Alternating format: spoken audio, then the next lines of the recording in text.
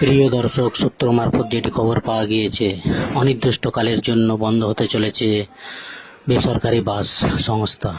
আজ যেটি খবর পাওয়া গেছে, হুগলি জেলা বাস অ্যাসোসিয়েশনের পক্ষ থেকে একটি কড়া নির্দেশিকা জারি করা হয়েছে যে যতদিন পর্যন্ত তাদের দাবি না মানা হচ্ছে, অনির্দিষ্টকালের জন্য চলবে বাস ধর্মঘট 16ই জুলাই সোমবার থেকে।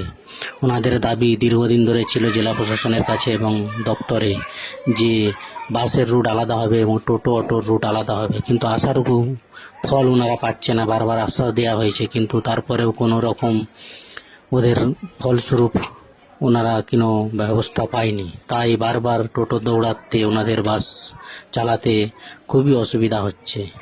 সেই জন্য ওনাদের দাবি না মানায় ওনারা বাধ্য হয়ে বাস ধর্মঘটে যাওয়ার নির্দেশ জারি করেছে।